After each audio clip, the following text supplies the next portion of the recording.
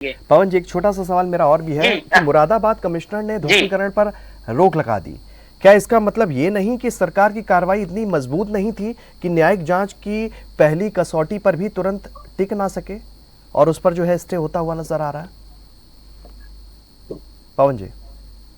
शोभित जी, commissioner साहब ने जो स्टे लगाया है वो भूमि भवन ध्वस्तीकरण को लेकर के स्टे लगाया है, ना कि कानूनी प्रक्रिया को लेकर के कोई स्टे लगाया है। कानूनी प्रक्रिया सतत रूप से चल रही है। अभी तात्कालिक रूप से जो आप देखिए, कभी भी अगर किसी के मकान को लेकर के या किसी अवैध निर्माण को लेकर के जब आप उसके ध्वस्तीकरण को लेकर के आप न्यायपालिका में जाते हैं, अपना पक्ष रखते हैं, तो न्यायपालिका सुनती है और आपके पक्ष को रखने का वो एक अवसर देती है। ये कानूनी प्रक्रिया है, तो इसमें किसी की हार या जीत नहीं है। ये तो क्योंकि कानून सबके लिए समान है, तो कानून ने सामने वाले पक्ष को भी अपना मौका दिया है। लेकिन उन्होंने ऐसा नहीं कहा है कि ध्वस्तीकरण नहीं होगा। अगर कानून के अंतर्गत अगर वो भवन दायरे में नहीं आएंगे तो अवश्य उन पर वही कार्रवाई होगी जो एक मैंने एक सवाल पूछा था नीरज जी से, एक बात का मैंने जिक्र किया था पवन जी, मेरा ये था कि इस मुद्दे पर भी रहेंगे, लेकिन इसका एक दूसरा पहलू है जिसका मैंने अभी थोड़ी देर पहले जिक्र किया था कि जब घटना हो जाती है, जब वारदात हो जाती है या कोई जघन्य मामला सामने आता है, तो उसके बाद ही प्रशासन क्यों एक्टिव होता है?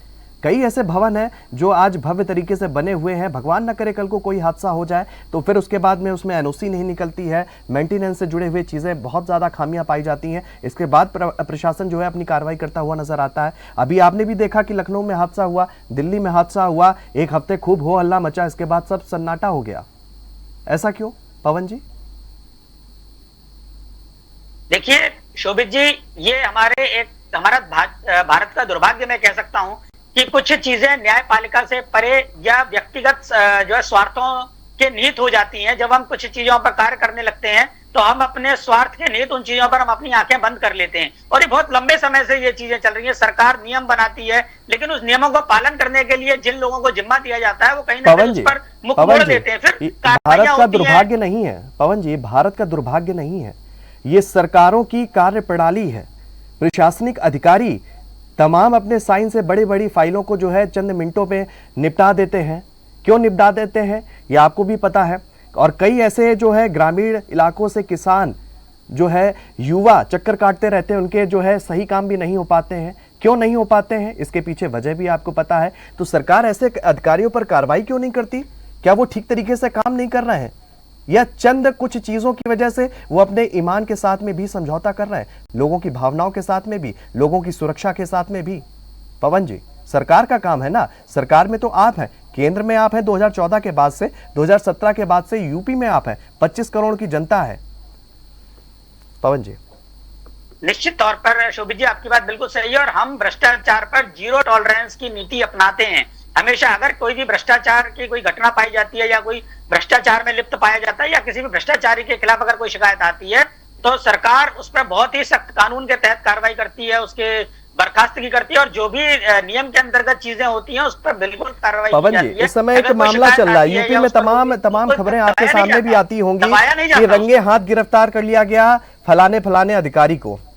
फिर इसके बाद क्या वो खबर तो आपके सामने आ गई, सुन के पढ़ के अच्छा भी लगता कि देखो 5,000, 10,000, 50,000 की घूस ले रहा था, रंगे हाथ जो है एंटी करप्शन टीम ने उसे गिरफ्तार कर दिया। इसके बाद में वही जब विभाग से जुड़ा हुआ बाबू कर्मचारी अधिकारी जब उसी विभाग में वापस लौटता है तो वो सीना चौड़ा करके घूमता है, कह रहा है कि ठीक है पिछली बार तो कम, अब तो इज्जत तो किनारे लगी चुकी है, तो अब तो हमारा हाथ कोई भी पकड़ ले, हमें कोई दिक्कत नहीं है, अब और लाओ। ये पॉलिसी भी देखने को मिलती है। तो इस पर कोई कार्रवाई क्यों नहीं होती है? क्या सिर्फ एक छोटी सी कार्रवाई के बाद में क्या उसका जो वजूद है, जो इसका ईमान जो उसने एक तरफ साइड रख लिया था, वो उस पर समझौता करने के लिए वो क्यों तैयार हो जाता है? पवन जी, ये भी तो सवाल उठ रहा है। कोई ठोस कदम क्यों नहीं, उसे क्यों नहीं पूरी तरीके से निलंबित कर दिया जाता है? बिल्कुल आपकी बात ठीक है, और इस पर भी सरकार विचार कर रही है। कुछ कड़े कानून लाने के लिए, इस प्रकार के भ्रष्टाचार निरोध कानून के लिए सरकार काम कर रही है, क्योंकि जो पुरानी कुछ चीजें हैं उसमें बदलाव की आवश्यकता है समय के साथ साथ, और वैसे भी कानूनों में या चीजों में समय के साथ साथ बदलाव होना पड़ता है। अब तो सरकार में आप हैं, बीजेपी में आप हैं, और मेरा सिर्फ सोचना यह है एज अ पत्रकार कि कानून लाने पर सोचना नहीं होना चाहिए, कानून लाना पड़ेगा। आपने देखा कि जंतर मंतर में किस तरह की स्थितियां निकली, हालांकि वो मुद्दा अलग है, लेकिन है तो शिक्षा से जुड़ा हुआ मुद्दा, और सरकार को करना पड़ा। और फिर एक मैसेज गया कि हम तो करवा लेंगे ही, एक ये भी मैसेज जा रहा है। तो अगर सरकार 2014 से 2026 तक जो है मजबूती के साथ में केंद्र में है और यूपी में मजबूत स्थिति में है, तो मुझे नहीं लगता कि सोचना चाहिए, अब तो काम करने की बारी है, क्योंकि 2027 का चुनाव भी नजदीक है और तमाम ऐसे मुद्दे हैं जो बीजेपी के लिए गले की फांस बनते हुए नजर आ रहे हैं। पवन जी। देखिए शोभित जी, बिल्कुल हम लोग भ्रष्टाचार पर, मैंने जैसा आपको पहले बताया, हम भ्रष्टाचार पर जीरो टॉलरेंस की नीति अपनाते हैं और कहीं भी सरकार गलत चीजों पर अगर हमें ऐसा लगता है कि सरकार किसी मुद्दे पर शायद लोगों को समझा नहीं पाई है या समझ से परे चीजें हैं, तो हम लोग वहां पर उसको अगली समझ तक के लिए उस चीजों को हम रोक भी लेते हैं। और रहा बात भ्रष्टाचार का, तो मैं आपको बता दूं, माननीय योगी आदित्यनाथ जी के नेतृत्व में अब तक का जो रिकॉर्ड है, वो कोई भी मंत्री, किसी भी विधायक या किसी भी नेता पे किसी भी प्रकार का कोई भ्रष्टाचार का आरोप नहीं लगा है अभी तक। स्वयं मुख्यमंत्री भी इस बात के साक्षात प्रमाण है और ये बात पूरे उत्तर प्रदेश की जनता मान रही है। भ्रष्टाचार का आरोप नहीं लगा, लेकिन तमाम भ्रष्टाचार के आरोपियों को बीजेपी में जरूर शामिल कर लिया गया है। पवन जी, मुद्दा थोड़ा सा अलग हो रहा है, ये मुद्दा से हम थोड़ा सा भटक जाएंगे। अगर आप इस बात का जिक्र करेंगे तो फिर हम तमाम नाम भी मैं गिना दूंगा आपको, और वो बड़े नाम गिनाऊंगा जो सत्ता जो है राज्य की कमान भी संभाल रहे हैं। और बीजेपी के दौरान, बीजेपी जब वो दूसरे दल में थे तो बीजेपी के तमाम वरिष्ठ नेता उन्हें पानी पी पी के क्या कुछ कहते थे, वो किसी से छुपा हुआ नहीं है। ये तमाम ऐसे सवाल हैं, लेकिन मुद्दा आज हमारा जौहर यूनिवर्सिटी है, इसी पर रहेंगे। नीरज तिवारी जी, एक छोटा सा सवाल आपसे जरूर लेना चाहूंगा। इस मुद्दे पर पहली बार सपा, बसपा और कांग्रेस तीनों सरकार की कार्रवाई पर सवाल उठा रहे हैं। क्या इसे विपक्षी एकजुटता की शुरुआत माना जाए या सिर्फ राजनीतिक अवसरवाद है? देखिए शोभित जी, निश्चित रूप से ये एक राजनीतिक बात कही गई है, चाहे वो बसपा ने कही हो, चाहे वो समाजवादी पार्टी कह रही हो, चाहे वो भारतीय जनता पार्टी कह रही हो। दूसरी बड़ी बात, कभी भारतीय जनता पार्टी के प्रवक्ता ने तमाम अपनी तरीके से, अपनी काबिलियत के हिसाब से अच्छी चीजें बताई और अपनी तरीके से अपनी बात रखी, लेकिन क्या जिला पंचायत जब वजूद 2 कमरे की अनुमति दे रहा था तो पहले आपको जिला पंचायत के अधिकारियों के खिलाफ कार्रवाई करनी चाहिए थी कि बंद कैसे गए कमरे?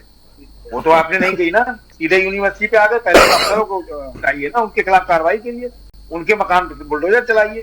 दूसरी बड़ी बात, जो कानून की आप बात कर रहे हैं, इसके लिए मैं आपको फिर से एक बार धन्यवाद दूंगा। बिल्कुल आपकी बात सही है कि उत्तर प्रदेश की कानून व्यवस्था अब सुधरी है पिछली सरकार की अपेक्षा, तभी पिछली सरकार आज तक सत्ता से बाहर है और आप सत्ता में अंदर है।